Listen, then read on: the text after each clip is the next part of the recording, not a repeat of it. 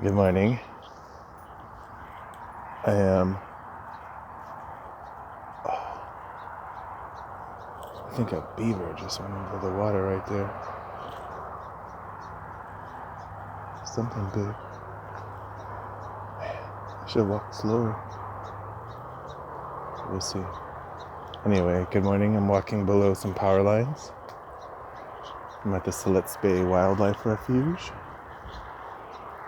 And we're going to take a little walk and see what things we see. It's not too cold. You want to see?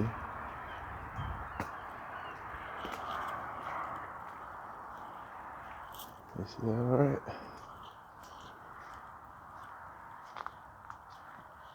Should walk more quietly. I have a pretty cool picture of Dylan and Matea here one day when the sun was in line with this culvert, and it looks like they're like holding the sun, like, you know, like this. Let's see, it's like that shot right there. Let's see.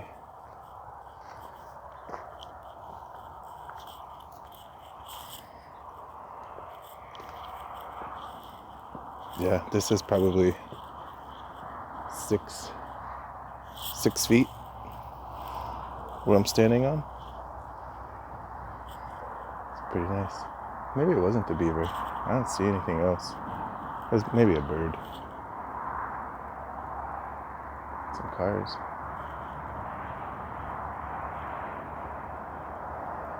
Huh.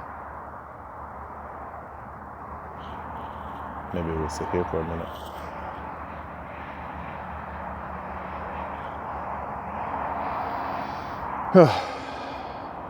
It's pretty nice.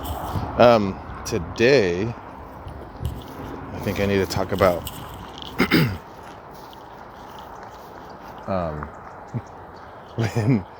when you react to something and you really probably should not have reacted, and then you try to play it off like it's the other person, and they're like, and you know that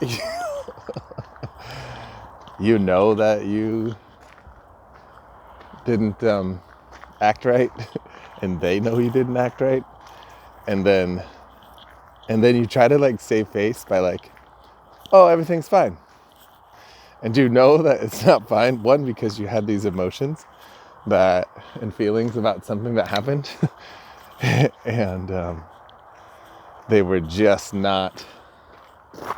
It's pretty cool.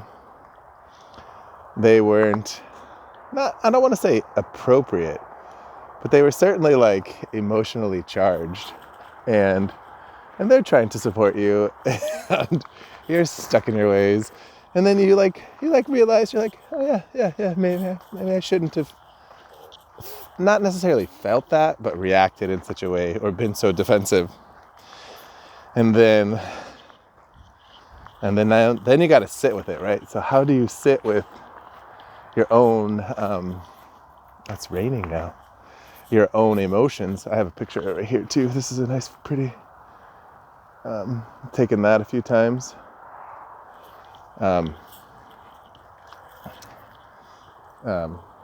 Those emotions, and last night it took me 4 hours to sit with how I felt.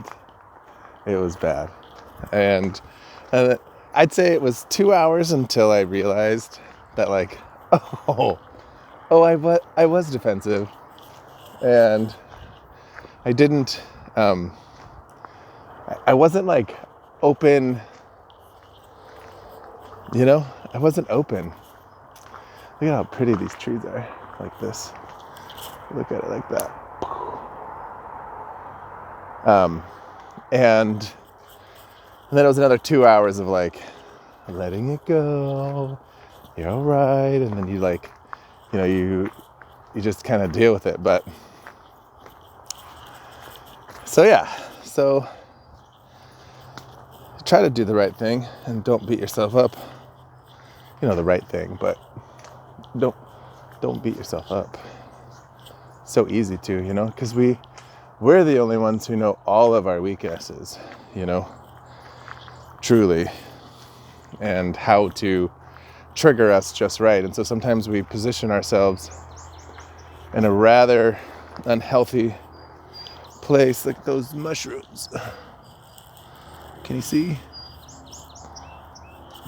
I wonder what kind they are. Let's see up here. Any birds fishing? Nope.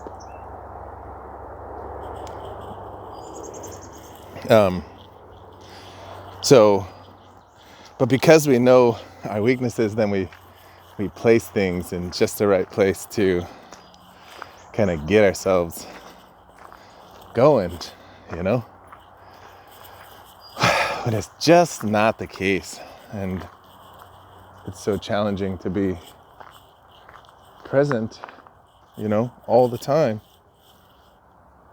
And try to take that best, the best perspective, you know? I mean, at some point we got to believe that, like, shit's got to go right for me, right? And things want, you know, the universe, God, the creator, they want me to succeed. I didn't come here to suffer. I mean, maybe you do think that, and I've certainly felt that, but I don't think that's I don't really think that that's the reason. And so then the challenge becomes is how do you put everything in your mind, right? How do you reorganize? How do you take the time? Where do you put it? Just leave them. I don't know. I tend to have a classroom of 30 kids, let's just say, in my head. And each kid represents a different thought. Maybe there's more, maybe there's less.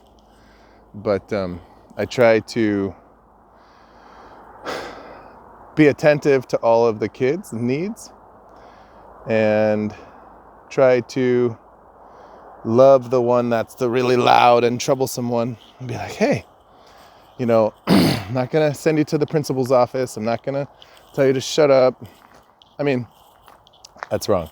Sometimes I send them to the principal's office and sometimes I tell them to shut up. But you know, at the same time, you're trying to love through it, right? Because that's where the healing is, right? Healing isn't in the rejection or the, you know, healing is with the love. Ooh, look at that guy. Do you see him?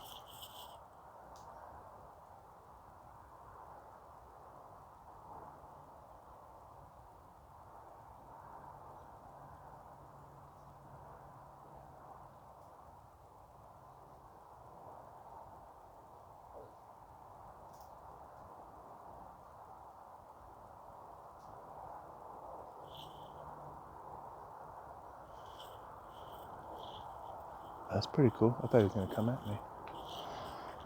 Nice little, I think, 6-point buck. I'm not sure. I don't know how to rate him. But it looked like he had 3 on each. I think they're called spikes and forks or something. I don't know. Horns and spikes. I don't know.